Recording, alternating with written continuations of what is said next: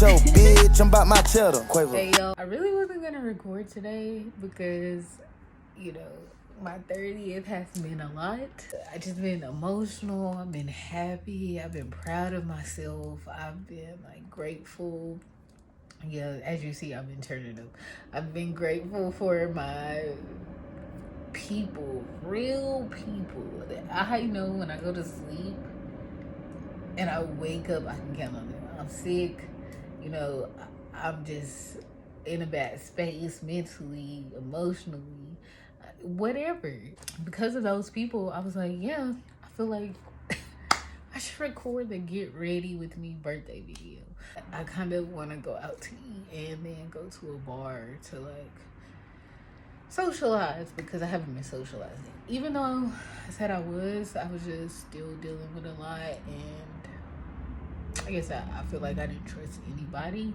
I was still closed off. So I was like, yeah, no, like everybody is right here, which is why I haven't been talking. I just really wanted to know, find out, like, when I go through all of this, who are the people that are really there?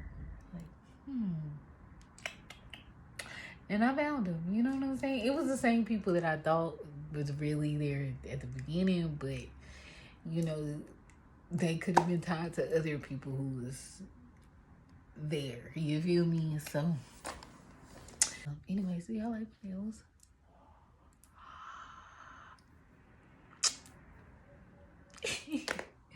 Okay, so I look like Pippi Longstockings because I'm actually gonna wear a dress tonight under a jacket because it's gonna be a little chilly. We are gonna talk about the people that actually made my first solo year by myself, completely by myself, successful. I'm the GOAT. Like, I'm not sorry. I just am. And I just realized that there's no way I will ever accept anything that I did before after this. You know what I mean? Sam's from UAB, he was like, all women should, you know, be alone for at least like a year. They just need time alone, go completely alone, with no friends, no family, no boyfriend, no significant other, just them by themselves. And then they'll be able to see, you know, who they are and where they are in the world. And at first I was like, no, not all women. All women can't handle that. Like, no, you can't do that. Not all women. Only some women can do that. But I understood what he was saying. Like, I thought he was right. Like, until I did it. And then I was like, yeah, oh yeah, he's 100% right. 100% right. Because now I know what I can do solo dolo. Like, this is hard. I moved to an expensive city broke in the middle of a pandemic. And I'm good. And as you see, Big Healthy ain't missing no meals. He was absolutely right. I feel like now I can call bullshit. I can call, like, no. Like, especially when I did it broke. Hell no. Like, I can just be like, I don't want this. I'm good. Because when you can create as a woman solo dolo, that is your true feminine power. True. When you are literally just using God, because that is what he uses women for, to create, to bring life. That's why women multiply everything. Because they bring life.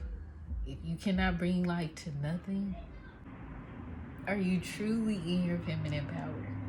Really? Bring life to nothing. Zero. You start from scratch. Nothing. You just only got lessons. That's all you got. You got lessons. So maybe my lessons, they help me. God actually sent some people to help me, and y'all are gonna hear about those people today. Okay.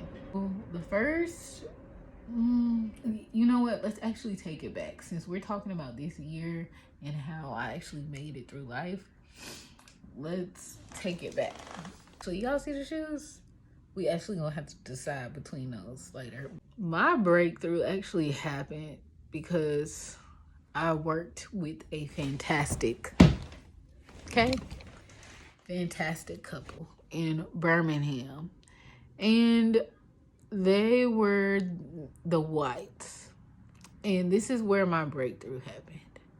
So I have been trying, it is basically like, felt like I was going on an uphill battle for like 20 years. Like, I was like, bro, give me a break. Like, give me a break. This is why I said I want to listen to God. I'm like, give me a break, give me a break. He's like, bro, I've been sending you people to give you a break. I've been sending you people to help you. What do you mean? Y'all don't understand how real that was for me until I met them. I was just supposed to work with them as a nanny for their youngest son, Alexander. And I did. I got to know their family. And black love. Like, as soon as I met them, I was like, this is black love. Miss Dana was a homemaker, innovator, creative mom, right? And then Mr. Nathan he had a business, and then he took care of everything at the house. Cars, yard, like anything, hanging things up, anything. It was the most balanced relationship I had ever seen. Like, except for the pools. Sorry, the pools. The pools were the first balanced relationship I've ever seen. And then the whites were the most recent. Like, when I was actually grown and I knew what I cared about in a partner, I was like, oh, this is it. Like, I was just in love, in heaven, and I was like, yeah, I don't mind working for y'all. So the reason why they actually were responsible for my breakthrough, remember I had went to LA and I had to come back during COVID and all that stuff, and they were like, well, Lenoka, like, Mr. Nathan is the one who actually told me. He was like, look, Miss Dana, she really likes you. Yeah, Mr. Nathan is so funny. Y'all have to meet him. But he's like, Miss Dana, she really likes you. She really wants you. She like how you are with Alexander, and nobody is going to develop him like you. So she only wants you. So we will let you use her car. You need to take it back to Huntsville. You can take it back to Huntsville. But whatever, we need to work out for you to work for us, then that's what we're going to work out. That's what we're going to do. And when I tell y'all I broke down crying, I broke down crying. I was like, I had never, that amount of kindness, I don't think I had ever witnessed to that date. And I was 28 years old, or right before I turned 28. So I was like floored. I was grateful. I was so thankful that she thought like that highly of me and how I was with her child. I was just like, okay. And I already liked how they moved as a family, as a unit. Caleb is the most respectful child I've ever met in life. Caleb is perfect. You understand? Perfect. And that's their oldest son. So they were hiring me for their younger son. And I'm just like, okay. So once I realized basically my whole life I've been operating as if I was the problem, they were like, no, we're gonna help you, whatever you need. You're kind of part of our solution that we have going on. So I'm not sure what you've been told, but no. And literally, that was literally the moments where I kind of took over everything. And that's why you see me now. Like, I'm so proud because that's what made me come here and rely on my gifts. Miss Dana was like, yeah, I want her. And because she was such a woman of God, because she knew exactly what she wanted, she knew exactly how she needed things to be done, how she was going to do things. She wasn't lazy at all. She was like the mom of the year and had a full-time job. But I'm just saying, it's like, for her to be like, no, I want her. Because she do something different than everybody else. Whatever she was doing, it was working. And I was just like, okay. So I broke down crying. I put it on pause because I think Mr. Nathan felt bad because he thought, I don't know if he knew what was going on. It was a lot going on, but they actually were the cause of my breakthrough because I had no other choice but to face the fact that I wasn't always a problem. Like, I wasn't always going to be the problem. In certain areas, in certain situations with certain people, especially if they're highly insecure, you can most, and if they're racist, you can most definitely count on me being a problem. Those two situations, if somebody's highly insecure and they're racist, or either or, yeah, I'm gonna be a problem. Sure am. I'm gonna be that problem. Because number one, I have insecurities like the next person. I just don't care about them. Like, no one's perfect. That was the whole point of God doing things the way he did. He didn't want us to be perfect. He wanted us to find unity amongst differences. That was the purpose. So, because of that, I'm not mad that, like, I would never care what someone else has, someone else does. I'm just not that type of person. Like, I'm trying to do better with God. I was like, this is my last night being 29. I gotta get it out. It literally felt like a man getting married. That's what it felt like, a man getting married. Like, let me do this one last hurrah. But next person that made this year to myself solo dolo fruitful and beneficial, I would say Diamond Applewhite. Okay, now I met her, of course, through Trey Applewhite a long time ago, and I met Mr. Willie through Trey as well. And Mr. Willie used to take pictures for us, the cheer team and stuff, and if anybody wanted personal pictures, he could take them. So when I was going through all that, and after my breakthrough, I was like, yeah, I'm just gonna distance myself from everybody who thinks I'm a problem, or, you know, every time we get together, it's just something negative. Like, I bring out the negativity in them. Like, I don't want to do that. So let me just keep my distance, like, until I figure out whatever it is. So I did so. I kept my distance from everybody who, you know, felt like they had to be negative around me, or they were prone to being negative around me, or negative things were going to happen to them while I was around. I was like, all right, cool. I'm going to chunk the deuces. So in chunking the deuces, I got a message from the Lord. Like, I'm trying to say it another way, but that's the only way I can say it, because that's the only explanation it is. Like, I know y'all want me to be crazy so bad, but that's literally the only explanation. If the wind talks to you,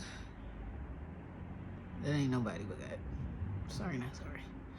So got a message from the Lord, and I was like, all right, I'm gonna listen. And that's what makes this year so crazy, because before I even came out here, I was like, I'm not supposed to be here. The only person that listened to my whole story and could verbatimly tell me back what I actually said was Diamond Applewhite. She's the only one. The only one. She would literally, somebody would say something and she'd be like, no, that's not what Lenoka said. Lenoka said ... And I'm like, yeah, that is what I said. So you heard me. Like, that's literally how it would be. And I'm just like, she would be one person.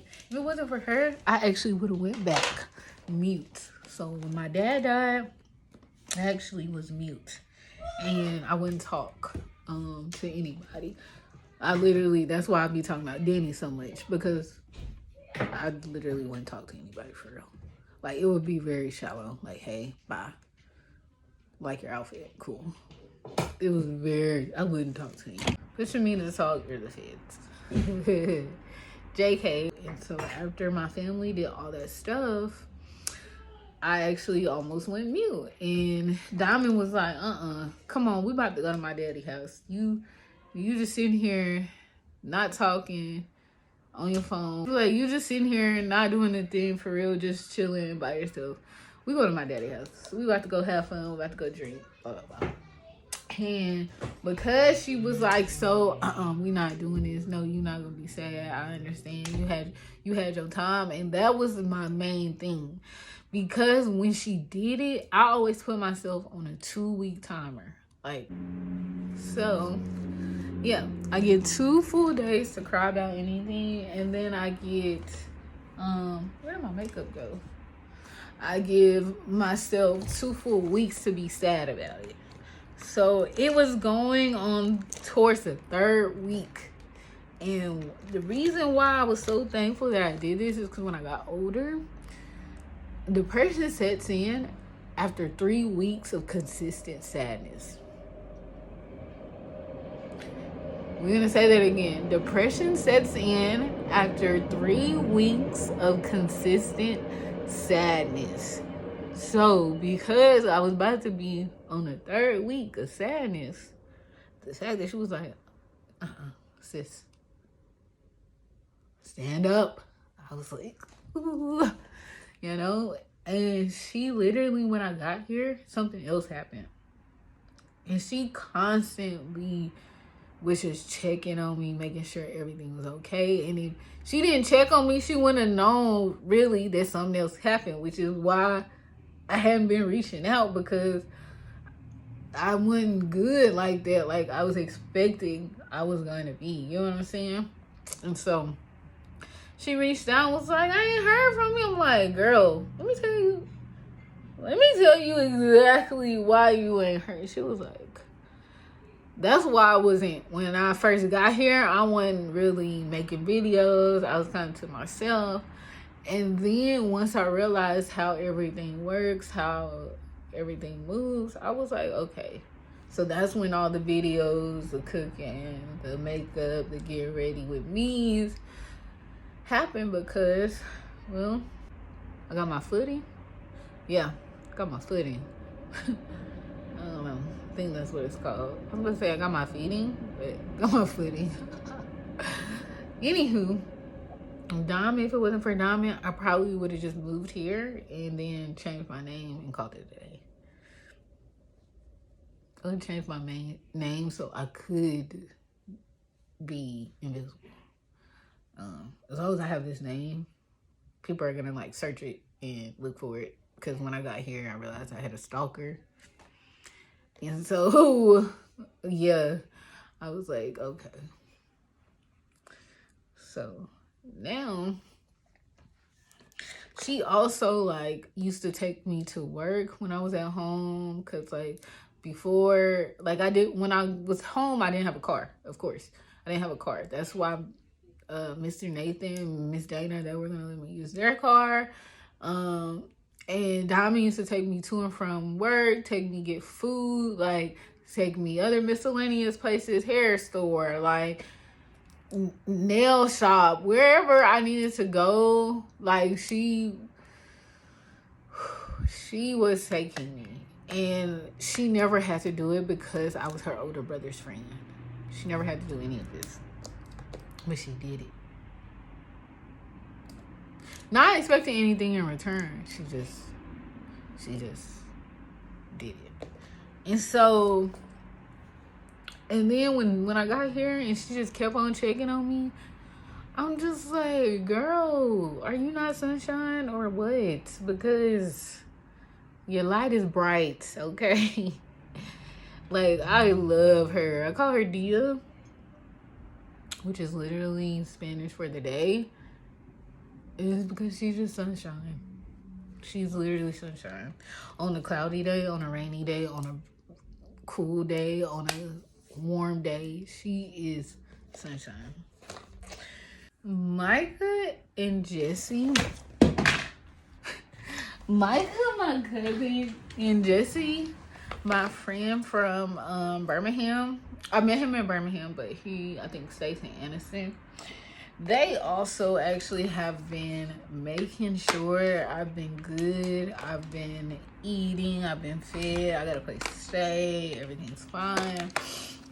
And it's really cool because, like I said, I went here solo dolo, started with nothing, and build myself back up.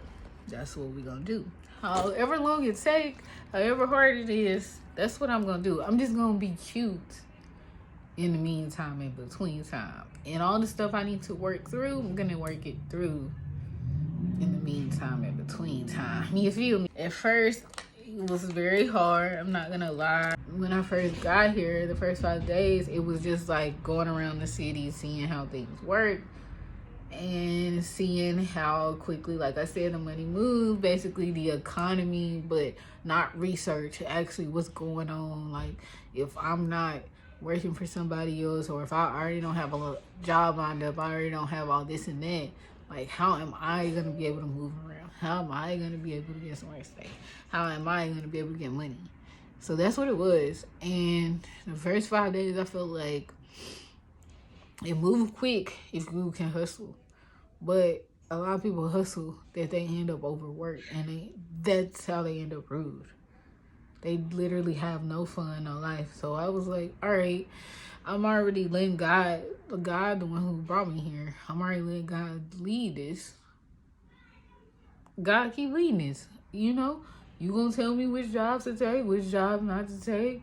You gonna tell me where to stay, when to leave. You gonna tell me who to hang out with, who not to. Like, you gonna show me all this. So if I gotta lose some stuff, cool, you gonna bring it back to me. You done brought all this back to me, so let go. And that's how it was. I'm gonna stop shortly but surely. You know what I'm saying? Just give me some time. I'm gonna shortly stop. But you know, I surely am gonna keep going. Big Lexi, she decides she wanna text me in the middle of her shift. And I say it's in the middle of her shift because it's 3 o'clock Atlanta time, you know. It's midnight my time. It's 3 o'clock Atlanta time. And my birthday comes around and I wake up in the middle of the night. Lo and behold, sister of all sisters, wish she was real deal blood sister, texts me and it's like, sends this gracious, beautiful message. And I'm just like, Lily, I don't deserve you. The world doesn't deserve you. Why? Lily, I love you, girl. And so with Lele and K Wood, it's just like they constantly, no matter what, like I said, my stepdaddy always gonna tell me happy birthday. Lele and K Wood always gonna tell me happy birthday. K Wood, she done sent me like money on Cash App when I wasn't even in Birmingham, or when we couldn't hang out. She'd just be like, hey, look, get a drink. Like, hey, you know, happy birthday. And Lele, she sent me money. I was in school, dead broke. In school, dead broke, nothing, had nothing. Lele, I just text her and was like, I need money to make it to payday, basically. I'm like, can you please send me money to make it to payday? Soon as I said, can you send it, she sent it. And I'm like, I bet I didn't get the whole reason for it. She was like, look, if you asking for it, you need it. And I'm like, thank you. If I'm asking for something, that's the one thing you should know about me. If I'm asking for something, it's because I need it. It's not because I want it. It's because I need it. That's the only time I'm going to ask. I'm not a person who asks for anything. Asking for stuff, it's not my thing. So when I did ask her, she was just, boop, nothing. I mean, it wasn't a lot. It wasn't a lot of money. It was like $10. But because I literally randomly text in the middle of, we hadn't been texting, I hadn't seen her, I don't think. Probably saw her maybe like months ago. She was like, sure. And I was just like, thank you. Because I actually ended up making it to payday. Like, I had no gas in my car. I didn't know how I was going to eat. So I ended up putting most of it in my gas tank. I got Taco Bell, like soft tacos, because back then they were literally $1. Now I don't know what they doing, but they were literally $1. And so I got 2 soft tacos and $8 in gas, and I'm a truck. So I didn't have the 2012, I had the 2005 blue one. So that literally lasted me all the way until I got to work Friday. And then I just waited until, because I worked an early shift, and I just waited until my direct deposit hit. And then I went to the bank, filled my tank up, all that. But if it wasn't for Lele, that wouldn't have happened. So K-Wood and Lele, they always be checking on me. I'm just always grateful. Like, always grateful. Like, seriously, always grateful. Now we're just gonna finish my makeup, and we're going to talk about one more person. Okay, I'm back to finish, my contour and to finish talking about people that made my first year solo dolo completely a success. Last but not least, like, I would literally have to give it up to God. Like, I'm so sorry. I have to give it up to God because everyone thought I was going crazy. Like, everyone. And I literally tried to warn people, and I tried to prove that I wasn't crazy. And I was going in circles doing that. And so I was like, you know what, God? Do what you gotta do for me, because they're not listening. They think I'm crazy. How I'm crazy now. So I was just like, whatever. And it was very trying to have basically everybody you put your life on hold for to literally just be like, as soon as they think you're down. It wasn't like I was down.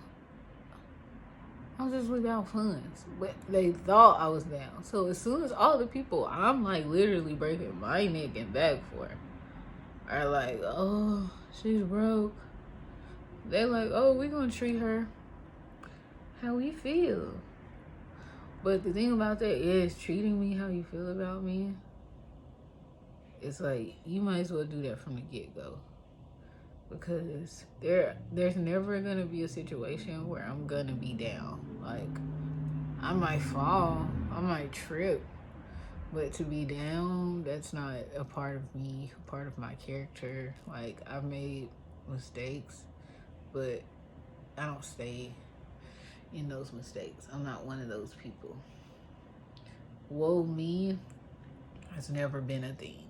Like, I don't like telling people what I've been through because it's very sad. To me, I know I'm gonna get through it.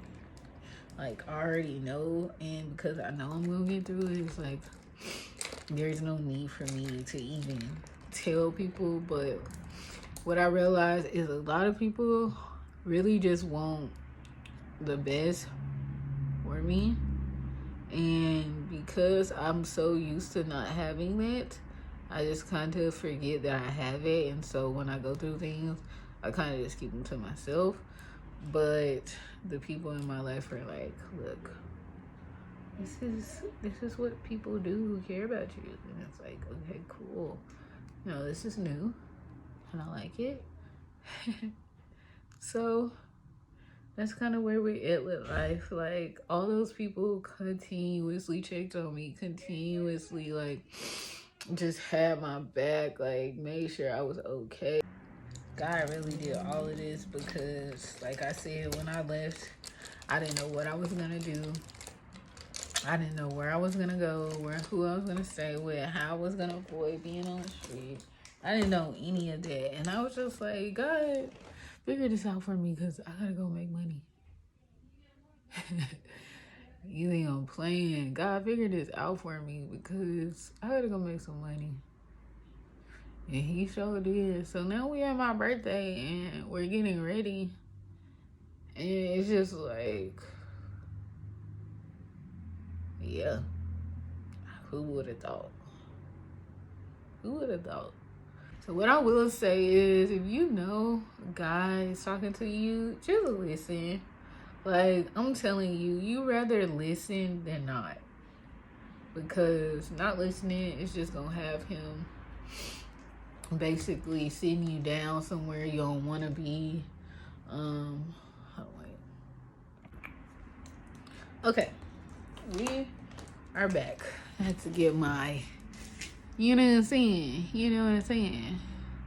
You gonna make me look like I got cheekbones, like I ain't been drinking. Gonna sculpt those, baby. Sculpt them. But anywho, like I said, so if you know guys telling you to do something and it might be hard, or you might be alone, or you know, you might not have the support you think you have, he's gonna make a way. He's gonna provide everything you need. You just have to have the faith to like believe and to be patient enough to listen. Like if you're not gonna be patient enough to listen, then it's not gonna work. Like at all. So that's the only thing I can say, because I literally am living proof that when you listen to God, everything will work out. Because I didn't know anybody. I knew my stepdad here, but my stepdad lives in Alameda, and I don't work in Alameda. Like, I might work sometimes in Alameda, but for the most part, I work in the city and I work in Oakland. So those parts, that's where I'm usually at. And it's like, I didn't have a car, so it wasn't like I could drive around. So I literally had to just figure it out as I went. Like, seriously. As I went along, I was just like basically seeing how the city moved, seeing how I could move in the city. So it was a lot my first year, and I'm just kind of glad I stuck through it, because if I didn't, where would I be? You know what I'm saying? Like, and I'm just proud of myself. I'm proud of how hard it was and how I just kind of stayed to it. And then I'll come back with everything done. So right before we take pictures, so y'all can see everything. All right, bye.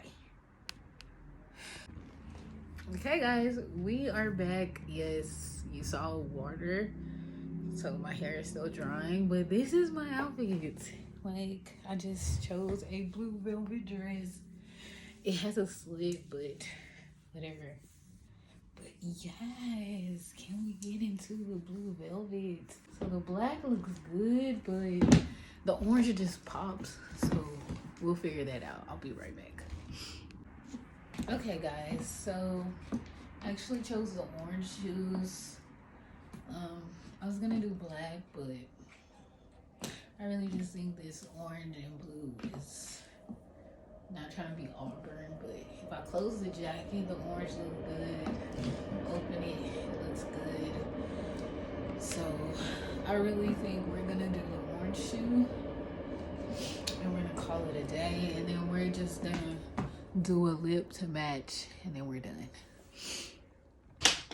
Okay, so we actually gave ourselves a little pout. You know, this is what I'm gonna go for, because I chose the orange shoes and I already did my eyeshadow, and I don't have a like blue or purple.